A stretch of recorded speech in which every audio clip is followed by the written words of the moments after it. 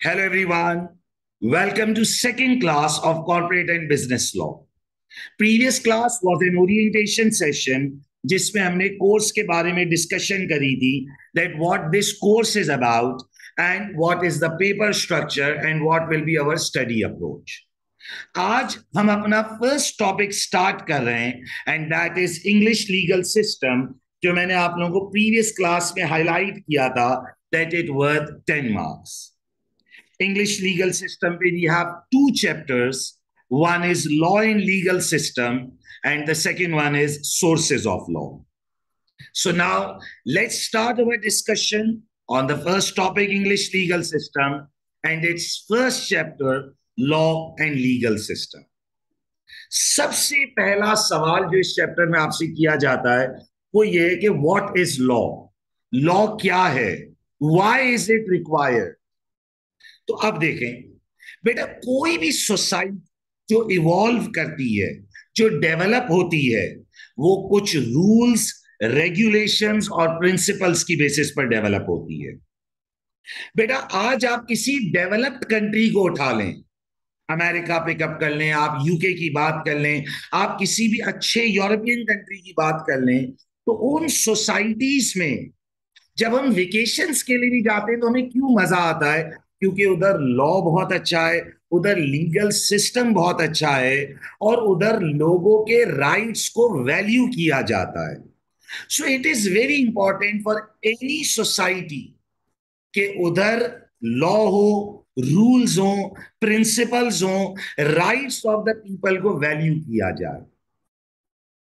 अब देखिए बेटा, किसी भी सोसाइटी के जो रूल्स एंड रेगुलेशंस हैं, जो प्रिंसिपल्स हैं, अगर हम उन्हें फॉर्मल कर लें, अगर हम उन्हें डॉक्यूमेंट कर लें, तो हम उन्हें लॉ का नाम देते हैं. और अगर वो अनडॉक्यूमेंटेड प्रिंसिपल्स हैं, अगर वो अनडॉक्यूमेंटेड उसूल हैं, तो हम उन्हें एथिक्स एंड मॉरल वैल्यूज का नाम देते हैं. So listen to me carefully. बेटा कोई भी सोसाइटी है, उधर रूल्स एंड रेगुलेशंस नेसेसरी हैं. राइट्स ऑफ पीपल जानना जरूरी है.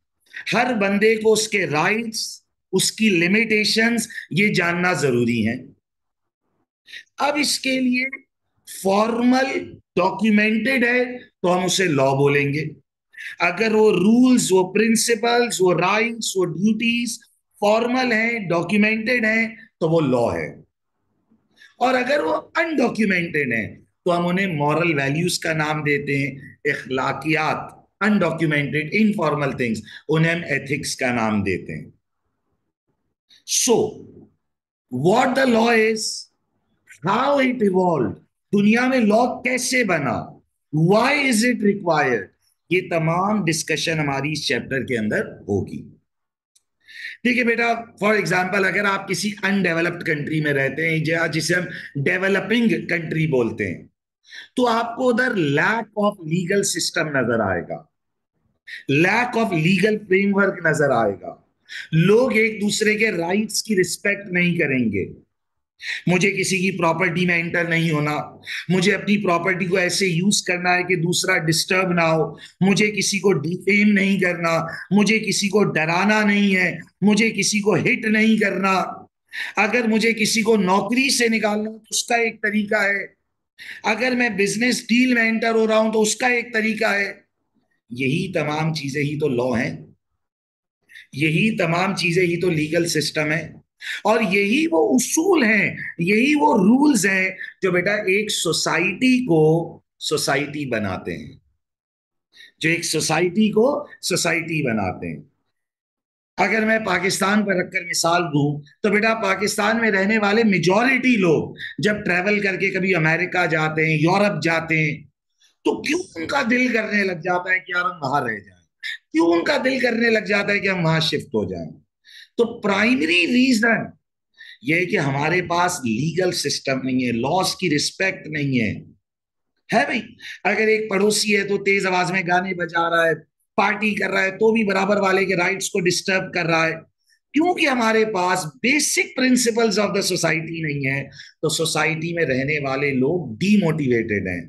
हम गाड़ी चला रहे हैं और ट्रैफिक रूल्स को अगर फॉलो ना किया जाए तो सोसाइटी में रहने वाले लोग डिमोटिवेटेड होंगे।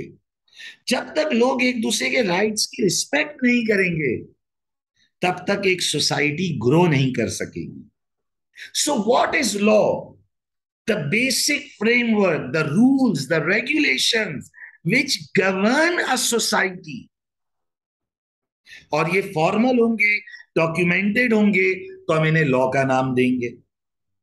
और अगर फॉर्मल एंड डॉक्यूमेंटेड नहीं है, तो हम इन्हें एथिक्स, मॉरल वैल्यूज, इखलाकियात का नाम देंगे। फॉर एग्जाम्पल बेटा, आप गाड़ी चला रहे हो, आपने रेड लाइट पर गाड़ी रोकनी है। आपने अगर किसी को ओवरटेक करना है तो उसके लिए रूल है, रेड लाइट पर गाड़ी रोकनी है, गाड़ी किस स्पीड लिमिट पर चलानी है, ये सब लॉ है, फॉर्मल है, डॉक्यूमेंटेड है। नहीं फॉलो करोगे पनिशमेंट है, फाइन लगेगा।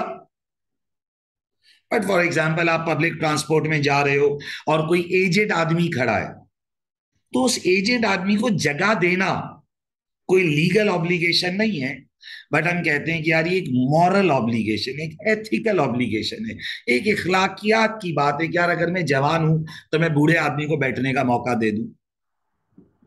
एक प्रेग्नेंट औरत खड़ी है, बस में मैं बैठा, मेरे पास सीट है, एक प्रेग्नेंट औरत खड़ी है, तो उसको सीट देना मेरी लीगल ऑब्लिगेशन नहीं है, बट ये मेरी एथिकल ऑब्लिगेशन है, एक मॉरल ऑब्लिगेशन है। बट ये चीज मेरी सोसाइटी की एक रिफ्लेक्शन है। एक थर्ड पार्टी जो देख रही हो क्या बोलेगी? यार यहाँ के लोग कितने सिविलाइज्ड हैं। तो एक सोसाइटी सिविलाइज्ड कैसे बनती है? Through rules, regulations, principles. और यही रूल्स, रेगुलेशंस एंड प्रिंसिपल्स अगर डॉक्यूमेंटेड है तो ये एक लॉ है। अनडॉक्यूमेंटेड है, इनफॉर्मल है, तो इन्हें हम मॉरल वैल्यूज का नाम देते हैं। So let's look at the chapter, let's start it.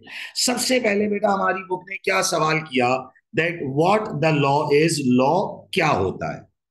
The enforceable body of rules that govern any society. तो देखिए बेटा, जो रूल्स हैं, जो सोसाइटी के रूल्स हैं, अगर वो रूल्स फॉर्मल हैं, डॉक्यूमेंटेड हैं, इन्फोर्सेबल बाय द स्टेट हैं, कि अगर उन्हें फॉलो नहीं किया तो स्टेट, सरकार सजा देगी, तो हम उन्हें क्या बोलेंगे? उन्हें हम लॉ का नाम देंगे। लेकिन यही रूल्स अगर इनफॉर्मल हैं, फॉलो नहीं भी किया तो कोई मसला नहीं है, तो इन्हें हम किसका नाम देते हैं बेटा? मॉरल वैल्यूज का नाम देते हैं। लेकिन याद रखिएगा, ये दोनों चीजें मिलकर एक सोसाइटी को सोसाइटी बनाती हैं। ये दोनों चीजें मिलकर एक सोसाइटी को सोसाइटी बनाती हैं। बिलीव मी, अगर आप किसी अनडेवलप्ड कंट्री में रहते हो, अनडेवलप्ड कंट्री जैसे पाकिस्तान है, इंडिया है, नेपाल है, बांग्लादेश है, अगर आप इधर रहते हो, नाराजगी की कोई बात नहीं, अगर आप इन मुल्कों में रहते हो और आप कभी जिंदगी में आपको मौका मिले, आप अमेरिका जाओ, यूके जाओ, किसी डेवलप्ड कंट्री में जाओ, आपका दिल कहने लगेगा कि यार मैं यहीं शिफ्ट हो जाऊं। क्यों? क्योंकि वो रूल्स, वो प्रिंसिपल्स, वो गाइडलाइंस एक सोसाइटी को सोसाइटी बनाते हैं। वो रूल्स, वो प्रिंसिपल्स, वो गाइडलाइंस एक सोसाइटी को लिवेबल बनाते हैं।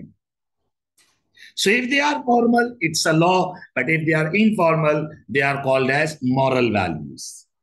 The framework of social control can be viewed as having two aspects: formal controls and informal controls. Formal controls जिन्हें हम किसका नाम देते हैं? लॉ का। जिन्हें अगर हमने फॉलो नहीं किया तो there will be a punishment. Informal जिन्हें हम किसका नाम देते हैं बेटा? मॉरल वैल्यूज या इखलाकियात का। अच्छा, मॉरल वैल्यूज फॉलो ना भी करें तो कोई मसला नहीं है, बट लोग हमें बुरा समझेंगे, लोग बोलेंगे यार ये बड़े गैर इखलाकी इंसान है। ओके, द फ्रेमवर्क से मुराद क्या हुई? The structure, the system, okay, the structure of social control, जिससे एक सोसाइटी को कंट्रोल किया जाता है। देखिए बेटा, अगर ये कंट्रोल्स ना हो, सिस्टम ना हो, ये स्ट्रक्चर ना हो, तो क्या होगा? लोग एक दूसरे के राइट्स की रिस्पेक्ट नहीं करेंगे, लोग अपनी ड्यूटीज पूरी नहीं करेंगे, लोग अपनी ऑब्लिगेशंस पूरी नहीं करेंगे, और इससे अल्टीमेटली क्या होगा? आपकी सोसाइटी लिवेबल नहीं रहेगी। आपकी सोसाइटी क्या नहीं रहेगी? लिवेबल नहीं रहेगी। लोग उधर रहना पसंद नहीं करेंगे। Law is a formal control mechanism, एक फॉर्मल सिस्टम है जो फॉलो करना लाजिम है, डॉक्यूमेंटेड है। It provides a structure for dealing with and resolving disputes that may arise, as well as providing deterrent, रोकता है, to those wishing to disturb the social order.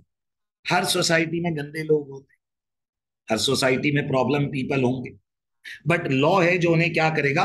रोकेगा, स्टॉप करेगा। So for any society to be liveable, for any society to operate smoothly, it is very important कि उधर rules and regulations हो, formal हो, documented हो, enforceable हो, तो वो लॉ है। अगर वो इनफॉर्मल है, अनइन्फोर्सेबल है, बस उन्हें अच्छा और बुरा समझा जाता है, तो मॉरल वैल्यूज है। बट कोई भी सोसाइटी लिवेबल उस वक्त होगी जब वहां रूल्स होंगे, जब वहां प्रिंसिपल्स होंगे। Okay, informal mechanism includes ethical and moral guidance. These are norms or behavioral expectations that society has developed over time through its culture. Such mechanism have little formal structure, यानी बहुत ज्यादा formal नहीं होते। Like moral values आप follow ना भी करें तो it's not an issue, but लोग आपको बुरा समझेंगे, बट आपको पनिशमेंट नहीं हो जाएगी, आपको सजा नहीं हो जाएगी। अब बेटा हमारे पास डिफरेंट टाइप्स ऑफ लॉ हैं। Common law, equity law, statute law, private law, public law, criminal law, civil law. एक एक पर बात होगी। Common law, equity, statute, private law, public law, criminal law, civil law, इन सब पर बात होगी। ये तमाम लॉ की टाइप्स है। So, we have started with our first topic and the first chapter, law and legal system. So, what is law? The formal structure of rules and regulation. The formal structure of rules and regulations which must be followed, which is enforceable. And this will make a society livable. Because जब तक लोग बेटा अपने rights की respect नहीं करेंगे, लोगों के राइट्स को समझेंगे नहीं, अपनी लिमिटेशंस को अंडरस्टैंड नहीं करेंगे, तब तक सोसाइटी एक स्मूथ मैनर में ऑपरेट नहीं कर सकेगी। Now let's look at the first thing which is common law and equity. Let's talk on this. Now different types of loss पर जब हम बात शुरू करते हैं तो सबसे पहली बात शुरू होती है कॉमन लॉ एंड इक्विटी पर। बेटा अब अगर आप कॉमन लॉ और इक्विटी को समझना चाहते हैं तो हम यूके के लीगल सिस्टम की शुरुआत में जाते हैं। बेटा यूके का लीगल सिस्टम जो डेवलप होना शुरू हुआ, वो शुरू हुआ नॉर्मन कॉन्क्वेस्ट के दौर में। बेटा नॉर्मन कॉन्क्वेस्ट एक नॉर्मन किंगडम था जिसने यूके को रूल किया इन 1066। आज हम खड़े 2000 की सीक्वेंस में, मैं बात कर रहा हूं 1066। Norman conquest English legal system, UK के लीगल सिस्टम को डेवलप करना शुरू किया। अब नॉर्मन कॉन्क्वेस्ट के दौर से पहले जो यूके का लीगल सिस्टम था वो फॉर्मली डॉक्यूमेंटेड नहीं था, चीजें इनफॉर्मली चल रही थी। बट नॉर्मन कॉन्क्वेस्ट ने 1066 में लीगल सिस्टम को फॉर्मलाइज करना शुरू किया। अब उन्होंने इंट्रोड्यूस किया कॉन्सेप्ट कॉमन लॉ का और इक्विटी का। गौर से सुनिएगा, पेशेंस से सुनेंगे, बात समझ आएगी। अब 1066 में जो कॉन्सेप्ट इंट्रोड्यूस किया गया वो ये था कि किंग ने अपने जजेस अपॉइंट किए। सुनिएगा गौर से, किंग ने अपने जजेस अपॉइंट किए और उसने उन जजेस को ये कहा कि आपने लोगों के दरमियान जाना है, यानी you have to travel throughout the UK. Norman conquest 1066, आज से कोई 950 साल पुरानी बात कर रहा हूं। किंग ने अपने जजेस अपॉइंट किए और उन जजेस को उसने क्या बोला कि आप लोगों के दरमियान जाए। देखिए बेटा, उस जमाने में गाड़ी नहीं थी, एरोप्लेन नहीं था, उस गाड़ी में उस वक्त टेलीफोन नहीं थे, इंटरनेट नहीं था, वो जमाने की बात कर रहे हैं। किंग ने अपने जजेस अपॉइंट किए और उसने उन जजेस को कहा कि अब आप लोगों के दरमियान जाओ और आप लोगों के मसाइल सुनो और उन इश्यूज के डिसीशंस दो। अच्छा, किंग के जजेस की बात लोग क्यों मानेंगे?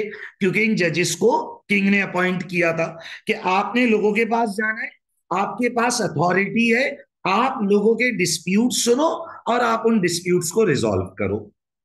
अच्छा, अब जब ये जजेस लोगों के दरमियान गए, डिस्प्यूट सुने, उन्हें रिजॉल्व किया, तो सवाल वो उन्हें कैसे रिजॉल्व करते थे?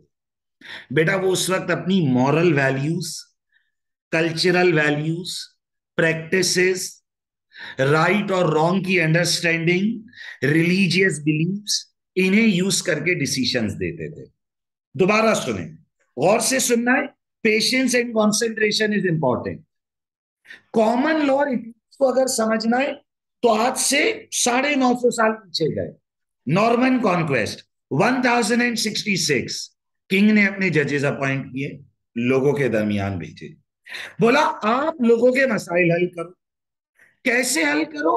अपनी कल्चरल वैल्यूज, अपनी प्रैक्टिसेस, अपनी मॉरल वैल्यूज, इसको यूज करके लोगों के मसाइल हल करो।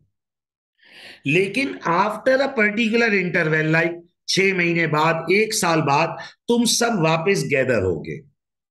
और उस जगह का नाम था, लंदन के अंदर एक जगह है, वेस्ट मिनिस्टर हाउस, आज भी मौजूद है। ये सारे जजेस जो लोगों के दरमियान जाते थे, ये वेस्ट मिनिस्टर हाउस लंदन के अंदर गैदर होते थे और फिर ये अपनी उन केसेस को डिस्कस करते थे, जो केसेस उन्होंने फेस किए, जो डिस्प्यूट उन्होंने सुने, उन डिस्प्यूट्स को आपस में क्या करते थे बेटा? डिस्कस करते थे। और उन इश्यूज को डिस्कस करने के बाद वो उनमें से कॉमन और गुड डिसीशंस आइडेंटिफाई करके लिख लेते थे। वो जो कॉमन और गुड डिसीशंस वो लिखा करते थे बेटा, उससे दुनिया में फॉर्म होना शुरू हुआ कॉमन लॉ। सर दोबारा रिपीट करें। देखिए बेटा, ये बातें किताब में नहीं लिखी, ये बातें किताब में नहीं लिखी। किताब ने तो डायरेक्ट लिख दिया कि भाई ये जजेस ने बनाया है, लेकिन इसकी हिस्ट्री को समझना है, क्योंकि फिर ही आप कॉमन लॉ से इक्विटी और फिर पार्लियामेंट तक जा सकोगे। कॉमन लॉ और इक्विटी को अगर आपने समझना है तो आपने जाना है 1066 में। नॉर्मन किंगडम, जिसने यूके को रूल किया, उन्होंने क्या किया? उन्होंने जजेस अपॉइंट किए और उन जजेस को उन्होंने लोगों के दरमियान भेजा और क्या बोला कि आप लोगों के मसाइल सुनो, आप लोगों के डिस्प्यूट सुनो और उन्हें क्या करो? रिजॉल्व करो। कैसे रिजॉल्व करो? Culture, practices, moral values, religious values, right और रॉन्ग की अंडरस्टैंडिंग, लोगों के मसाइल हल करो।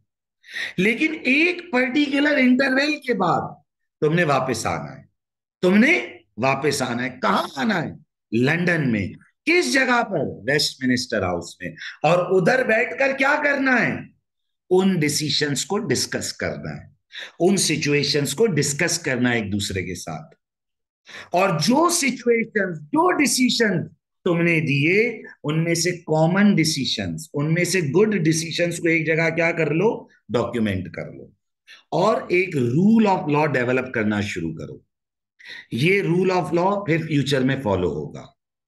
बेटा, कानून की वो किताब जो नॉर्मन कॉन्क्वेस्ट ने 1066 में लिखवाना शुरू करी, जिसमें जजेस के दिए हुए फैसले लिखना शुरू किए, जिसे कॉमन लॉ का नाम दिया गया क्योंकि वो कॉमन डिसीजन से डेवलप हो रही थी, वो किताब आज भी यूके के अंदर चल रही है। रोज जज के पास नए केसेस आते हैं, वो नए फैसले देता है और उन फैसलों को क्या करते जाते हैं? डॉक्यूमेंट करते जाते हैं। नॉर्मन कॉन्क्वेस्ट आज नहीं रहा, लेकिन जो कॉमन लॉ का कॉन्सेप्ट नॉर्मन कॉन्क्वेस्ट ने ले डाउन किया था, वो कॉन्सेप्ट आज भी यूज होता है। बस आज उसका नाम कॉमन लॉ से बदलकर केस लॉ कर दिया गया है। So what is common law? It is the law made by the जजेस। How this source started to get developed? तो नॉर्मन कॉन्क्वेस्ट ने क्या किया था? नॉर्मन किंगडम, उन्होंने क्या किया था? उन्होंने जजेस अपॉइंट किए थे, लोगों के दरमियान भेजे थे, बोला लोगों के मसाइल सुनो, उनके फैसले करो, और जो कॉमन डिसीशंस हैं, जो गुड डिसीशंस हैं, उन्हें क्या करते जाओ? डॉक्यूमेंट करते जाओ। और वहां से एक किताब बनना शुरू हुई, जिसमें फैसले आते गए, रूल्स बनते गए, फैसले आते गए, रूल्स बनते गए, सिनेरियोज ऐड होते गए, किताब में रूल्स बढ़ते बढ़ते बढ़ते बढ़ते बढ़ते आज वो किताब ऑन गोइंग है। 950 साल से भी ज्यादा हो चुके। कॉमन लॉ की वो किताब जो जजेस ने लिखना शुरू की थी, वो आज भी कंटिन्यू कर रही है। Okay, so what is common law? The earliest element of English legal system is common law. ये वो शुरुआत है यूके के लीगल सिस्टम की। सर 1066 से पहले क्या होता था? कोई डॉक्यूमेंटेड सोर्स नहीं थी। 1066 से पहले क्या होता था? कोई डॉक्यूमेंटेड सोर्स नहीं थी। 1066 नॉर्मन किंगडम, पहली डॉक्यूमेंटेड सोर्स जो बनी, वो कॉमन लॉ बनी। और ये सोर्स किसने लिखना शुरू करी? जजेस ने लिखना शुरू करी। और ये सोर्स आज तक यूके के अंदर मौजूद है और कंटिन्यू कर रही है, और इसमें नए केसेस ऐड होते चले जा रहे हैं। It is made by the जजेस through the principle of judicial precedent. Judicial माने जजेस, प्रीसिडेंट माने ओल्ड डिसीशंस, के जजेस के पुराने फैसले लिखे जाते हैं। जज ने एक केस सुना, फैसला दिया, उस फैसले को लिख लिया जाता है। जज ने केस सुना, फैसला दिया, लिख लिया गया। वो रूल्स की किताब डेवलप होते जा रही है, होते जा रही है, होते जा रही है, और उस किताब का नाम पड़ गया कॉमन लॉ। कोई आपसे पूछे इसे कॉमन लॉ क्यों बोलते हैं? क्योंकि ये जजेस के कॉमन डिसीजन से डेवलप हुई थी। ओके, अब बेटा कॉमन लॉ के अंदर जो जजेस थे, वो आम तौर पर हर मसले को डैमेजेस के जरिए हल करते थे। डैमेजेस का मतलब क्या होता है बेटा? Monetary compensation. बेटा कॉमन लॉ के अंदर जजेस आम तौर पर मसलों को किसके जरिए हल करते थे? डैमेजेस के जरिए, यानी मॉनेटरी कंपनसेशन के जरिए हल करते थे। यानी जजेस नॉर्मली मॉनेटरी कंपनसेशन दिलवाते थे। फॉर एग्जाम्पल मुझे मेरे एम्प्लॉयर ने नौकरी से निकाल दिया, मैंने केस कर दिया। तो जज का फैसला क्या होता था? कि वो मेरे एम्प्लॉयर को कहता था कि ओके, आप ओवैस को मॉनेटरी कंपनसेशन दे दो, डैमेजेस दे दो, मेरी वजह से पड़ोसी डिस्टर्ब हो गया। तो कॉमन लॉ में जज का डिसीजन क्या होता था? कि ओके, जो कल्परेट है वो मॉनेटरी कंपनसेशन दे दे। आज भी कोर्ट में जजेस की प्रिफर्ड रेमेडी मॉनेटरी कंपनसेशन होती है, डैमेजेस, पैसे दिलवा दो। सबसे इजीएस्ट हल है। भाई मैं गाड़ी चलाते हुए जा रहा हूं, दूसरे की गाड़ी हिट हो गई, फेयर एनफ, मॉनेटरी कंपनसेशन, पैसे दे दो। सो गौर से सुने, कॉमन लॉ कहां से शुरू हुआ? 1066। कौन सा दौर? Norman conquest. 1066 किंग ने अपने जजेस अपॉइंट किए। उन जजेस को उसने लोगों के दरमियान भेजा। क्या करना है? लोगों के केसेस सुनने। और क्या करना है? उनके डिसीजंस देने। फिर क्या करना है? लंदन के अंदर वेस्टमिनिस्टर हाउस पर गैदर होना है। फिर क्या करना है? अपने डिसीजंस को डिस्कस करना है, अपने केसेस को डिस्कस करना है, अपनी सिचुएशंस को डिस्कस करना है, और उनमें से जो कॉमन डिसीजन है, उससे क्या बना? कॉमन लॉ बना। बोलो बेटा, क्या बना? कॉमन लॉ बना। समझ आती है बात? कॉमन लॉ में ज्यादातर जो चीज एज अ रेमेडी दी जाती थी वो क्या होती थी? मॉनेटरी कंपनसेशन, पैसे ले लो पैसे। ओके भाई। नाउ अब बेटा जब किंग ने अपने जजेस अपॉइंट किए, इन्हें लोगों के दरमियान भेजा, तो ये कॉमन लॉ की किताब बनना शुरू हो गई। अच्छा बेटा, कॉमन लॉ की ये किताब कौन बना रहे थे? जजेस बना रहे थे। और बेटा जजेस रूल्स पर बहुत स्ट्रिक्ट होते हैं, यानी एक बड़ी रूल बेस्ड किताब बन गई थी। ये बड़ी क्या बन गई थी बेटा?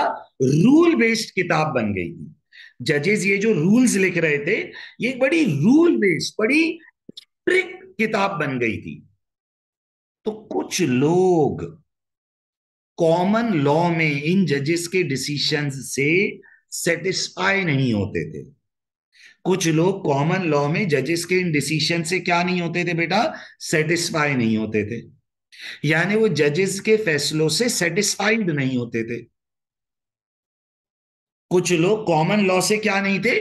सेटिस्फाइड नहीं थे। अच्छा, कॉमन लॉ से सेटिस्फाइड ना होने की दो वजूहत थी। एक तो ये बहुत रूल बेस्ड फ्रेमवर्क था, क्योंकि ये कौन बना रहा था? जजेस बना रहे थे। बहुत स्ट्रिक्ट था, बहुत सख्त निजाम था, प्रोसीजर, रूल्स, बहुत सख्ती थी इसमें। और दूसरा, इधर हर मसले को बेटा किससे हल किया जाता था? मॉनेटरी कंपनसेशन से हल किया जाता था। किससे हल किया जाता था? मॉनेटरी कंपनसेशन से हल किया जाता था। जैसे रूल बेस्ड स्ट्रक्चर की मैं आपको मिसाल दूं, एक केस हुआ था बेरी वर्सेस बेरी। सुनिएगा, रूल बेस्ड की मिसाल समझ। बेटा कॉमन लॉ में, सुनना है मेरी बात सबने भाई गौर से, कॉमन लॉ में एक रूल ये है कि written agreement can only be altered by a written agreement. जो एग्रीमेंट लिख कर हुआ है, अगर उसमें ऑल्टरेशन करनी है यानी चेंज लाना है, तो वो भी लिख कर लाया जाएगा। ये क्या है? रूल है कि written agreement can only be altered by written agreement. अब एक बार केस हुआ बेरी वर्सेस बेरी। दो पार्टीज ने लिखकर एग्रीमेंट किया था। सुने, दो पार्टीज ने लिखकर एग्रीमेंट किया था, लेकिन फिर लेटर ऑन उन्होंने कोई ऑल्टरेशन, ऑल्टरेशन माने चेंज किया, बट वो चेंज उन्होंने सिर्फ वर्बली किया था, बोलकर, और उसके गवाह मौजूद हैं, विटनेस मौजूद हैं।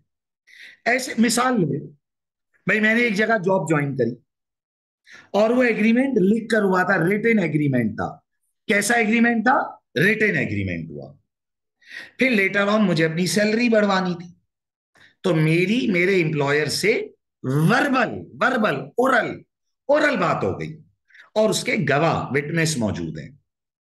अच्छा, अब आपको पता है कॉमन लॉ इस मसले पर क्या कहता है? कि बेशक ओरल वाली बात के गवाह मौजूद हैं, लेकिन ओरल स्टेटमेंट रिटन एग्रीमेंट को ऑल्टर नहीं कर सकती, रिटन एग्रीमेंट में चेंज नहीं कर सकती। अब बेशक आप गवाह ले आओ, विटनेस ले आओ, लेकिन कॉमन लॉ का एक रूल है कि ओरल स्टेटमेंट्स, सुने, oral statements even proof through a witness, oral statement even proved through a witness cannot alter a written agreement। अब क्योंकि कॉमन लॉ में ये रूल मौजूद है, तो जज आपकी आर्ग्यूमेंट को सुनेगा ही नहीं। तो कुछ लोग कॉमन लॉ से सेटिस्फाइड नहीं थे, ना खुश थे, तो वो आना शुरू हो गए किंग के पास, और उन्होंने किंग को ये कंप्लेन करी कि सर ये जजेस तो अपने रूल में फंसे हुए हैं, ये जजेस तो अपने रूल में फंसे हुए हैं, ये कहते हैं कि हम ओरल क्लॉज को नहीं मानेंगे, रिटन लाओ, तो वो हमारी बात को ही नहीं सुनते। बेटा आप रियल बिजनेस वर्ल्ड को समझो। देखो एक है फर्जी दुनिया, एक किताबी फर्जी बातें, एक हकीकत की दुनिया है। बेटा प्रैक्टिकल वर्ल्ड में लिखत पढ़त कम होती है, ट्रस्ट सब कुछ होता है। तो अब कॉमन लॉ बड़ा रूल बेस्ड निजाम था, बड़ा स्ट्रिक्ट निजाम था, और इसमें अगर आप रूल फॉलो नहीं किया आप केस हार जाओगे। तो कुछ लोग कॉमन लॉ से, जजेस से नाराज थे, तो वो किसके पास आए? किंग के पास। उन्होंने किंग को कंप्लेंट करी। तो किंग ने कॉमन लॉ के सिस्टम को नहीं छेड़ा, बोला ये निजाम अपनी जगह रहने दो। लेकिन जो बंदा किंग के पास आता था, तो किंग अपने चांसलर, जो उसका वजीर था, उसको कहता था कि यार इनका मसला हल कर दो। तो बेटा पैरेलल एक निजाम डेवलप होना शुरू हुआ जिसे हम कहते हैं इक्विटी। और इक्विटी का मतलब ही क्या है? फेयरनेस। ये एक पैरेलल निजाम डेवलप होना शुरू हुआ। ये कॉन्सेप्ट ये था कि इधर रूल्स इग्नोर किए जाएंगे और फेयरनेस को देखा जाएगा। यानी ये जो इक्विटी का निजाम था, ये रूल्स को सेट असाइड करता है। बोलो, ये रूल्स को सेट असाइड करता है। और ये किसे देखता है बेटा? ये देखता है फेयरनेस को। So equity was developed after the common law. Common law तो चल रहा था, उसी के साथ एक निजाम और खड़ा हो गया, इक्विटी का। ये कौन चला रहा था? डायरेक्टली किंग के चांसलर। अब आपके दिल में एक सवाल आना चाहिए, sir common law rule based system follow कर रहा है, वो एक डिसीजन दे रहा है, डिसीजन ए। जो बंदा सेटिस्फाइड नहीं था, वो किंग के पास आ गया, किंग ने उसे इक्विटी में डाला, फेयरनेस में डाला। अब सर फेयरनेस अप्रोच से अलग डिसीजन आ गया, कॉमन लॉ से अलग डिसीजन आ गया। तो प्रीवेल कौन सा करेगा? तो याद रखिएगा, इक्विटी विल प्रीवेल, क्योंकि ये किंग डायरेक्टली मैनेज कर रहा था। सो सुनिएगा मेरी बात, what was the objective of forming equity? What was the objective of forming equity? To deal with the dissatisfied people, to deal with the problems of common law। कि जो लोग common law से खुश नहीं थे, क्योंकि उधर बड़ा रूल बेस्ड स्ट्रक्चर था, बड़ा स्ट्रिक्ट सिस्टम था, क्योंकि वो जजेस बना रहे थे। तो जो लोग उससे खुश नहीं थे वो इक्विटी में आना शुरू हो गए। ये सिस्टम कौन चला रहा था? किंग और उसके चांसलर्स। ये देखते थे फेयरनेस को। और फिर इन्होंने मॉनेटरी कंपनसेशन के अलावा अदर ऑर्डर्स भी करना शुरू किए। भाई जैसे, जैसे सुनिएगा बेटा, कोई आपके घर के बराबर में कमर्शियल काम कर रहा हो जिससे आप डिस्टर्ब हो रहे हो, तो कॉमन लॉ तो हमेशा क्या कहता था? पैसे ले लो, जितनी तकलीफ है उतने पैसे ले लो। बट इक्विटी कॉन्सेप्ट लेकर आया कि भाई कितनी बार मसले पैसों से हल नहीं होंगे, और हमें अदर टाइप्स ऑफ ऑर्डर्स भी देने होंगे, जैसे कि इंजंक्शन टू स्टॉप समवन। कभी अगर आपके घर के बराबर में कोई कमर्शियल काम कर रहा है और आप डिस्टर्ब हो रहे हो, तो इक्विटी ये कॉन्सेप्ट लेकर आया कि भाई मॉनेटरी कंपनसेशन नहीं, हम उसे रोकेंगे। So equity was developed after common law and provides alternative types of remedy where damages is not suitable. यानी कितनी बार मसला मॉनेटरी कंपनसेशन से हल नहीं हो रहा होता, कितनी बार मसला मॉनेटरी कंपनसेशन से हल नहीं हो रहा होता, बंदा खुश नहीं होता, तो वो इक्विटी की तरफ आया। देखो बेटा ये बातें कब की हो रही हैं? 1066, नॉर्मन कॉन्क्वेस्ट, बादशाहत का दौर। अब तो यूके में पार्लियामेंट आ गई ना, अभी हम आगे आ रहे हैं, इवॉल्व कर रहे हैं। देखो हिस्ट्री को समझो तो तुम पार्लियामेंट तक जुड़ सकोगे। Now, what is common law? The body of legal rules common to the whole country, which is embodied, included in the judicial decisions। जो judicial decisions के अंदर included है, जो judicial decisions के अंदर included है, एक ऐसा rule of law जो common decisions के जरिए बना, जो जजेस के decisions के जरिए फॉर्म हो रहा है। What is equity? The term which applies to a specific set of legal principles which were developed to supplement यानी support to common law। Equity का मकसद क्या था? कॉमन लॉ को सपोर्ट करना, डिससेटिस्फाइड लोगों को सेटिस्फाई करना। अब लोग कॉमन लॉ से क्यों डिससेटिस्फाइड थे? क्योंकि कॉमन लॉ एक बहुत स्ट्रिक्ट रूल बेस्ड स्ट्रक्चर था। तो लोग बेचारे जो रूल फॉलो नहीं कर पाते थे वो केस हार जाते थे, तो वो इक्विटी की तरफ आए। इक्विटी का मकसद क्या था? It is based on fair dealings between the parties. It added and improved the common law by introducing the concept of fairness. चले भाई सर, रिपीट कीजिए, रिपीट कीजिए। देखिए बेटा, types of law, common law and equity law. Common law क्या था? Norman conquest 1066 UK का पहला formal legal system common law है। यूके का पहला formal legal system common law है। ओके। नॉर्मन कॉन्क्वेस्ट, किंग ने अपने जजेस अपॉइंट किए, उसने उन जजेस को लोगों के दरमियान भेजा, बोला आप लोगों के मसाइल सुनो, उन मसाइल के डिसीशंस दो, उन इश्यूज के डिसीशंस दो, लोगों के इश्यूज सुनो, उन्हें डिसाइड करो। फिर उसके बाद वेस्ट मिनिस्टर हाउस लंदन में गैदर हो, उसमें से कॉमन रूल्स, कॉमन प्रिंसिपल्स, अच्छे रूल्स, अच्छे प्रिंसिपल्स निकालो, उन्हें डॉक्यूमेंट करो, और यहां से बनना शुरू हुआ कॉमन लॉ। बट कुछ लोग कॉमन लॉ से सेटिस्फाइड नहीं थे, क्योंकि कॉमन लॉ एक ऐसी किताब थी जो जजेस लिख रहे थे, बहुत स्ट्रिक्ट, बहुत स्ट्रिक्ट रूल बेस्ड सिस्टम था। आपने रूल फॉलो नहीं किया, आप केस हार जाओगे। ओके। और इसमें सिर्फ एक ही रेमेडी थी, मॉनेटरी कंपनसेशन। तो फिर जो लोग कॉमन लॉ से खुश नहीं थे, वो आना शुरू हुए बेटा किसके पास? किंग के पास। कि सर वो तो इतनी रूल की बातें करता है, रूल फॉलो नहीं करो केस हरा देता है। तो जज ने देखो क्या कहा कि मैं कॉमन लॉ को खत्म नहीं करूंगा। बेटा देखो, 10-15% लोग बादशाह के पास आ रहे थे, किंग ने कॉमन लॉ को खत्म नहीं किया। मैं फिर रिपीट कर दूं, बेटा जो लोग कॉमन लॉ से खुश नहीं थे वो आए किंग के पास, बोला सर वो तो बहुत स्ट्रिक्ट सिस्टम है, वो तो बड़ा रूल बेस्ड सिस्टम है, हम प्रैक्टिकल लाइफ में रूल कैसे फॉलो करें? तो किंग ने कॉमन लॉ को खत्म नहीं किया, क्योंकि बेटा देखो कॉमन लॉ एक कंप्लीट सिस्टम था। किंग को पता था कि ये जो किताब बन रही है कंप्लीट बनेगी। जो 10-15% लोग नाराज थे कॉमन लॉ से, वो किंग के पास आए।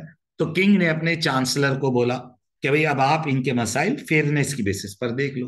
तो एक पैरेलल, एक सप्लीमेंट्री सिस्टम डेवलप हुआ, जिसे हमने क्या बोला? Equity. Okay. The interaction of equity and common law produced three major changes. New rights, equity ने नए राइट्स इंट्रोड्यूस करे। जो कॉमन लॉ बड़ा स्ट्रिक्ट था, इक्विटी ने फेयरनेस को इंट्रोड्यूस किया। Equity recognised and protected rights for which the common law gave no safeguards. Equity fairness को लेकर आया, फेयरनेस की बेसिस पर राइट्स लाया। मिस यूज ऑफ रूल्स को रोका, नए राइट्स इंट्रोड्यूस हुए जो किंग का चांसलर डील कर रहा था। Better procedure, equity may be more effective than common law in resolving a disputed matter, क्योंकि यहां रूल्स और सिस्टम्स नहीं थे, यहां तो डायरेक्टली आपके मसले को हल किया जाता था। Okay. Easier and better procedure और रेमेडीज लेकर आया। बेटा कॉमन लॉ के अंदर क्या था? कॉमन लॉ जजेस सिर्फ क्या देते थे? डैमेजेस। डैमेजेस का मतलब क्या हुआ? हर मसले का हल, पैसे ले लो, हर मसले का हल, पैसे ले लो, मॉनेटरी कंपनसेशन। इक्विटी लाया न्यू रेमेडीज। बेटा इक्विटी लाया नई रेमेडीज। रेमेडी का मतलब नई तरह के ऑर्डर्स, कि भाई अगर आप खुश नहीं हो, आपका डिस्प्यूट है और आपको मॉनेटरी कंपनसेशन नहीं चाहिए, तो आप किंग के पास आते थे, और जो किंग का चांसलर था वो नए नए तरह के ऑर्डर्स लाया। बेटा कितनी बार मसला पैसों से हल नहीं होता? Specific performance. स्पेसिफिक परफॉर्मेंस क्या होती है? कि आपने कहा कि सर मुझे पैसे नहीं चाहिए, इस बंदे को बोलो अपना प्रॉमिस पूरा करे। एक मिसाल है, आपको एक घर पसंद आ गया, आपने घर की डील कर ली, आपने दिल बना लिया कि मैंने इस घर में जाना है। अगला बंदा बैक ऑफ हो जाए कि नहीं मैं नहीं दे रहा, डील कर ले फिर बैक ऑफ हो जाए, तो कॉमन लॉ आपको क्या कहता है कि यार चलो ये तुम्हें घर नहीं दे रहा तो तुम पैसे लेकर सेटल कर। लेकिन उस बंदे ने कहा यार मुझे पैसे नहीं चाहिए यार, मुझे पैसे नहीं चाहिए। आप इसे बोलो अपना प्रॉमिस पूरा करे, स्पेसिफिक परफॉर्मेंस। सर आप इसे ऑर्डर करो कि अपना प्रॉमिस पूरा करे, मुझे पैसे नहीं चाहिए। कितनी बार लोग कहते हैं हमें मॉनेटरी कंपनसेशन नहीं चाहिए, हमें डैमेजेस नहीं चाहिए यार, जो प्रॉमिस इसने किया है उसे पूरा करे। तो इक्विटी कॉन्सेप्ट लाया नई रेमेडीज का, कि भाई इक्विटी ने कॉन्सेप्ट लाया कि भाई परफॉर्मेंस ऑर्डर्स किए जाए, the defendant must do what they had agreed to do.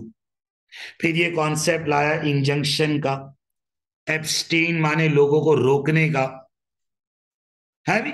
Specific performance का कॉन्सेप्ट लाया कि लोग अपना प्रॉमिस पूरा करें। इंजंक्शन का कॉन्सेप्ट लाया टू स्टॉप, आपके घर के बराबर में कोई स्कूल खोल के बैठ जाए, शोर शराबा, आप तंग हो रहे हो, आपने कॉमन लॉ में कंप्लेंट करी, जज कहता है पैसे ले लो। अरे आपने कहा मुझे पैसे नहीं चाहिए यार, इसको बोलो रॉन्ग एक्टिविटी रोके। कोई आपके घर के बराबर में बिल्डिंग खड़ी कर दे, आपके घर में हवा नहीं आ रही, रोशनी नहीं आ रही, आपने कहा सर ये गलत कंस्ट्रक्शन कर रहा है, कॉमन लॉ में जज कह रहा है पैसे ले लो। ठीक है यार मुझे पैसे नहीं चाहिए, इसे बोलो ये काम रोके, एब्सटेन टू स्टॉप है, इसे रोके। तो ये सब कॉन्सेप्ट्स इक्विटी के थे, क्योंकि कॉमन लॉ में तो एक ही रेमेडी होती थी, डैमेजेस, मॉनेटरी कंपनसेशन। अच्छा बेटा ये रेमेडीज बहुत डिटेल में हम पढ़ेंगे जब हम लॉ ऑफ कॉन्ट्रैक्ट पढ़ रहे होंगे, यहां ये वन वन लाइन है, कॉन्ट्रैक्ट लॉ में बहुत डिटेल्ड होगी। इसी तरह एक रेमेडी होती है रेक्टिफिकेशन, कि भाई अगर कॉन्ट्रैक्ट में कोई एरर हो गया तो उसको करेक्ट करने का ऑर्डर दिया जाए, जिसे हम रेक्टिफिकेशन कहते हैं। मिसाल के तौर पर आप समझो, मैं कॉलेज में सैलरी निगोशिएट करने गया, बात हुई थी 1 लाख की, गलती से एक जीरो कम लग गया, पढ़ा ही नहीं किसी से, 10,000 पर साइन हो गई। तो the alteration of a document to reflect the parties true intention, rectification के ऑर्डर्स, कि भाई अगर आप प्रूव कर दो कि ये कॉन्ट्रैक्ट में गलती हुई थी तो कोर्ट रेक्टिफिकेशन के ऑर्डर करेगी। Rescission, restore of the pre contract status, कि भाई चीजें रिटर्न करवा दें, रेसिशन।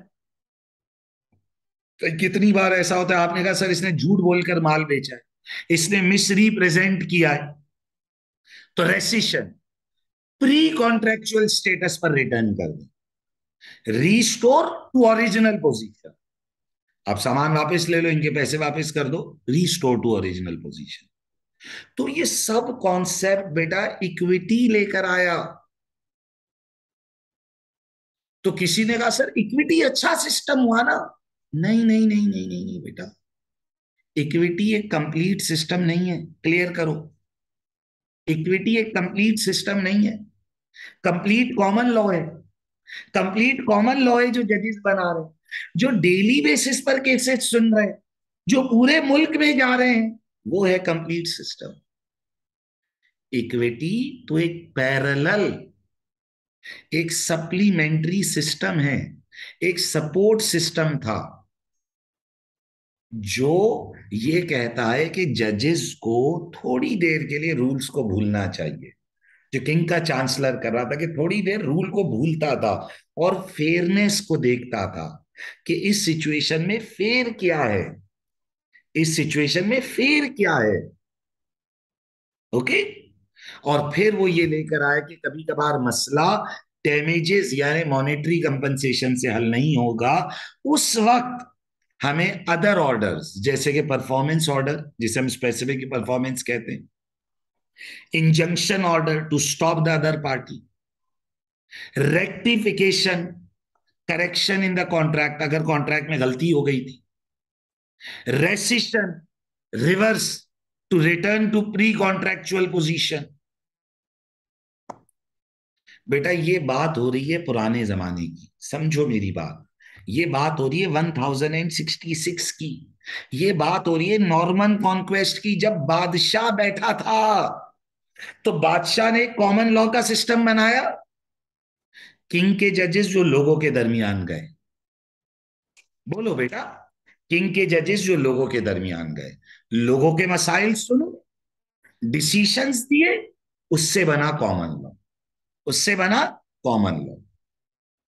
लेकिन क्योंकि कॉमन लॉ जजेस बना रहे थे, तो ये बहुत स्ट्रिक्ट था, बहुत रूल बेस्ड था। ओके। और इसमें हर मसले का हल डैमेजेस होते थे। कॉमन लॉ में प्रेफरेंस डैमेजेस की तरफ थी, मॉनेटरी कंपनसेशन की तरफ थी। तो बहुत सारे लोग जो कॉमन लॉ से खुश नहीं होते थे, वो डायरेक्टली किंग के पास आ गए। तो किंग ने कॉमन लॉ को खत्म नहीं किया, बोला कॉमन लॉ तो एक प्राइमरी सोर्स है, ये एक ऐसी किताब है जो ओवर द पीरियड डेवलप होगी। जो डिससेटिस्फाइड लोग आते थे, किंग के चांसलर की तरफ, वजीर की तरफ भेजे जाते थे। वो क्या करता था, वो रूल्स को इग्नोर करता था और फेयरनेस के मुताबिक डिसीजन देता था। अच्छा अब देखो, where equity conflict with the common law, याद रखना, जब इक्विटी यानी किंग का चांसलर कॉन्फ्लिक्ट करेगा कॉमन लॉ से यानी जजेस के साथ, तो प्रिवेल कौन करेगा, इक्विटी। प्रिवेल कौन करेगा, इक्विटी प्रिवेल करेगा, याद रखिएगा। कौन सा सिस्टम प्रिवेल करेगा, इक्विटी विल प्रिवेल। ओके बेटा, बात समझ आती है। तो common law and equity law, common law कैसे बना बेटा, जो किंग ने अपने जजेस भेजे, उनके डिसीजन से बना कॉमन लॉ। और इक्विटी कैसे बना, जो किंग के चांसलर की फेयरनेस वाली अप्रोच थी। ओके बेटा, तो देखें जरा, हम क्या पढ़ रहे हैं इस चैप्टर में, हमने क्या बात करी कि लॉ क्या होता है बेटा, rules and regulations, formal, documented, जो फॉलो करना लाजमी है। किसी भी सोसाइटी के लिए जरूरी है कि उधर रूल्स एंड रेगुलेशंस चलें। अगर स्ट्रक्चर नहीं होगा, फ्रेमवर्क नहीं होगा, रूल्स नहीं होंगे, सोसाइटी ऑपरेट नहीं कर सकती, सोसाइटी लिवेबल नहीं होगी। क्राइम रेट होगा, लोग राइट्स ऑफ पीपल की रिस्पेक्ट नहीं करेंगे। फॉर्मल है तो लॉ है, इनफॉर्मल है तो they are moral values. Types of law में common law and equity law. The history started back in 1066, the kings जजेस, they went among the people, common law was formed, the common decisions, but it was very much formal, very much rule based, and only remedy was monetary compensation. जो लोग dissatisfied थे, king के पास आए। King ने क्या किया, common law को चलने दिया, बोला ये कंप्लीट सोर्स है, इसे सस्पेंड नहीं करो। जो डिससेटिस्फाइड लोग आ रहे हैं, उनको चांसलर की तरफ रेफर किया। चांसलर ने बेस्ड ऑन फेयरनेस डिसीजंस देना शुरू किए, प्रोसीजर को सिंप्लीफाई किया ताकि लोग अपने राइट्स क्लेम कर सकें। ओके, लोगों के राइट्स को रिकॉग्नाइज किया, फेयरनेस की बेसिस पर डिसीजन देना शुरू किए, रूल्स को इग्नोर किया, फेयरनेस को फॉलो किया। और कॉमन लॉ में जो एक कमजोरी थी कि हर मसले का हल डैमेजेस होता था, हर मसले का हल मॉनेटरी कंपनसेशन होता था, तो इसने न्यू रेमेडीज इंट्रोड्यूस करी, जैसे कि परफॉर्मेंस ऑर्डर दिए कि भाई जब लोगों को मॉनेटरी कंपनसेशन नहीं चाहिए, इंजंक्शन ऑर्डर दिए लोगों को रोकने के लिए कि भाई someone is doing a wrong act तो उसे रोका जाए इंजंक्शन ऑर्डर के जरिए। कॉन्ट्रैक्ट में एरर हो गया है, रेक्टिफिकेशन ऑर्डर्स दिए, rescission, restore to original position. ये तमाम रेमेडीज आप डिटेल में पढ़ेंगे जब आप कॉन्ट्रैक्ट लॉ पढ़ रहे होंगे। अब जरा गौर से मेरी बात सुनिएगा, एक आखिरी बात आज, विच इज स्टैच्यूट लॉ। गौर से सुनिएगा सर, स्टैच्यूट लॉ क्या है। देखिए बेटा, नॉर्मन किंगडम 1066, तब तो यूके में बादशाहत का दौर था, लेकिन आज यूके में डेमोक्रेसी है। आज भी यूके में किंग एंड क्वीन तो है, आज भी यूके में किंग एंड क्वीन है, लेकिन उनके पास पावर्स नहीं है। आज यूके में डेमोक्रेसी है, पार्लियामेंट इज पावरफुल। तो हुआ क्या बेटा, कॉमन लॉ का जो निजाम जो जजेस चला रहे थे वो तो आज तक कंटिन्यू हो रहा है। जो इक्विटी का निजाम था, किंग्स चांसलर का निजाम था, वो खत्म हो गया। जब डेमोक्रेसी आई, पार्लियामेंट आई, तो किंग्स चांसलर का निजाम खत्म हो गया। वो इक्विटी के जो उसूल थे, जो कॉन्सेप्ट्स थे, उन्हें आज जजेस अपने फैसलों में यूज करते हैं। अब जब डेमोक्रेसी आई तो एक नया कॉन्सेप्ट आया, स्टैच्यूट लॉ। देखो बेटा, डेमोक्रेसी के अंदर लॉ कौन बनाएगा? पार्लियामेंट बनाएगी। अच्छा, पार्लियामेंट क्या होती है बेटा? जो हमारे इलेक्टेड रिप्रेजेंटेटिव्स हैं, मुल्क में इलेक्शन होते हैं, जो इलेक्टेड रिप्रेजेंटेटिव्स हैं, जो पार्लियामेंट है, अब वो लॉ बनाएगी। जब डेमोक्रेसी आ गई, जब जमहूरियत आ गई, तो फिर क्या आ गई? पार्लियामेंट आ गई, हमारे इलेक्टेड रिप्रेजेंटेटिव्स आ गए। पार्लियामेंट जो हमारी इलेक्टेड बॉडी है, या ऐसे बोल दें जो हमारे पब्लिक रिप्रेजेंटेटिव्स, अवामी नुमाइंदे आ गए। और अब इन्होंने लॉ बनाना शुरू कर दिया, अब इन्होंने रूल्स बनाना शुरू कर दिए। जो लॉ पार्लियामेंट बनाती है उससे बोलते हैं स्टैच्यूट लॉ। इसे स्टैच्यूट भी बोलते हैं। इसी का दूसरा नाम है लेजिस्लेशन, या इसी का एक और नाम है एक्ट। वो लॉ जो पार्लियामेंट बनाती है। देखो, जमहूरियत के अंदर लॉ बनाने की प्राइमरी पावर पार्लियामेंट के पास है, पब्लिक रिप्रेजेंटेटिव बॉडी। तो अब देखो, पुराने जमाने में कॉमन लॉ और इक्विटी था। आज इक्विटी खत्म हो गया क्योंकि बादशाहत खत्म हो गई। इक्विटी खत्म हो गया क्योंकि बादशाहत खत्म हो गई। कॉमन लॉ अपनी जगह चल रहा है क्योंकि जजेस तो हैं। जो इक्विटी के प्रिंसिपल्स थे, वो अब आज जजेस यूज कर लेते हैं। लेकिन एक नई सोर्स आ गई, स्टैच्यूट। वो लॉ जो पार्लियामेंट बनाती है। पार्लियामेंट कौन है? हमारी public representative body. Parliament is responsible for statute law. Statute law is usually made in areas so complicated or unique that suitable common law alternatives are unlikely or would take an unacceptable length of time to develop. Company law is one of the example. देखो बेटा, जब parliament law बनाती तो one shot law बना देती है कि पूरा लॉ एक साथ बना दिया। जबकि कॉमन लॉ तो स्लो स्लो करके बनता है डिसीशंस के जरिए। तो पार्लियामेंट लॉ उस वक्त बनाती है बेटा जब बहुत लेंदी लॉज होते हैं, कॉम्प्लिकेटेड लॉज होते हैं, जिन्हें कॉमन लॉ के अंदर बनने में बहुत वक्त लग जाएगा, जिन्हें कॉमन लॉ में बनने में बहुत वक्त लग जाएगा। यूके का जो कंपनी लॉ है जो हम पढ़ेंगे, वो एक पार्लियामेंट्री लॉ है, क्योंकि वो एक डिटेल्ड लॉ है कि डायरेक्टर्स की क्या पावर है, शेयर होल्डर की क्या पावर है, कंपनी सेक्रेटरी कौन होता है, शेयर्स क्या होते हैं, ये तमाम चीजें। सो बेटा, if I sum up my today's class, देखिए मेरी अप्रोच बहुत सिंपल है। हम कॉन्सेप्ट समझते हैं, फिर हम रीडिंग करते हैं, ताकि बुक का एक एक वर्ड और जो विकैबुलरी है वो आपकी पक्की हो जाए। We started with initial discussion that what law is, rules and regulations. Formal है, डॉक्यूमेंटेड है, तो वो लॉ है। इनफॉर्मल है तो मॉरल वैल्यूज। ओके, लॉ कैसे डेवलप हुआ? 1066 नॉर्मन कॉन्क्वेस्ट, किंग के जजेस लोगों के दरमियान गए, वहां से बनना शुरू हुआ कॉमन लॉ। कॉमन लॉ वो सोर्स है जो 1066 में शुरू हुई और आज तक चल रही है। आज भी जजेस डिसीजन दे रहे हैं और इस किताब में नए फैसले ऐड होते जा रहे हैं। पुराने जमाने में जब लोग कॉमन लॉ से सेटिस्फाइड नहीं होते थे तो वो किंग के पास आते थे, और एक पैरेलल सोर्स बनना शुरू हुई इक्विटी, जो किंग का चांसलर चला रहा था, जो फेयरनेस की बात करता था, जिसने नई रेमेडीज इंट्रोड्यूस करी। सर आज किंग तो है नहीं, तो इक्विटी खत्म हो गया। आज किंग नहीं, अब किंग तो चला गया, किंग की पावर्स खत्म हो गई, अब तो डेमोक्रेसी आ गई, तो अब इक्विटी खत्म हो गया। यानी अब सारा काम जजेस ही करते हैं, जज ही अब फेयरनेस का भी ख्याल रखता है। कॉमन लॉ और इक्विटी मर्ज हो गया और अब जजेस चलाएंगे। और एक नई सोर्स पैदा हो गई, स्टैच्यूट लॉ। डेमोक्रेसी आ गई, पब्लिक रिप्रेजेंटेटिव्स आ गए, अब वो लॉ बनाएंगे। तो एक पैरेलल सोर्स चलना शुरू हो गई, स्टैच्यूट। तो अब आज स्टैच्यूट है, पार्लियामेंट का बनाया हुआ लॉ है, और केस लॉ है।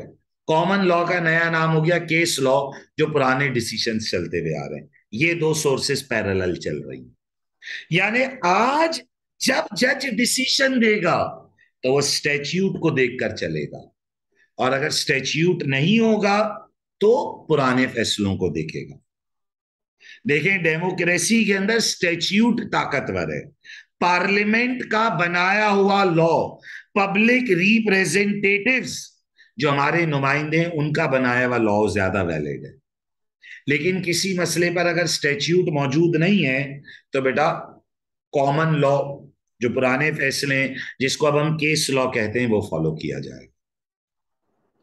आई होप आप लोगों को बात समझ आई है। कोई भी चीज तो समझ ना आई हो तो बेटा लास्ट क्लास में मैंने अपना नंबर दिया था, आप मुझे मैसेज करें, पूछें। ओके, लास्ट क्लास में नंबर दिया था बेटा, मैसेज करके मुझे पूछें।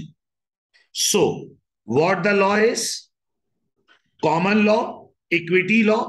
किंगडम खत्म हो गया तो इक्विटी खत्म होके कॉमन लॉ के साथ मर्ज हो गया आज, और इसका नाम केस लॉ हो गया। पुराने डिसीजंस एवरग्रीन, हमेशा चलती रहेगी। और एक नई सोर्स आ गई, हमारे नुमाइंदे, हमारे रिप्रेजेंटेटिव स्टैच्यूट लॉ बनाना शुरू हो गए। अगर किसी मसले पर स्टैच्यूट लॉ मौजूद नहीं है तो वहां कॉमन लॉ यानी पुराने फैसले फॉलो हो। लेकिन याद रखिएगा, डेमोक्रेसी के अंदर स्टैच्यूट, पार्लियामेंट का बनाया हुआ कानून ज्यादा ताकतवर है। बट तमाम मसलों पर पार्लियामेंट का बनाया हुआ कानून मौजूद नहीं है, तो कुछ चीजों पर हम आज भी पुराने डिसीजंस को रेफर करते। ओके भाई, डन है, क्लियर। इंशाल्लाह नेक्स्ट क्लास में we move forward, public law, private law, criminal law, civil law, इन तमाम चीजों पर बात करेंगे। ओके बेटा, थैंक यू एवरीवन।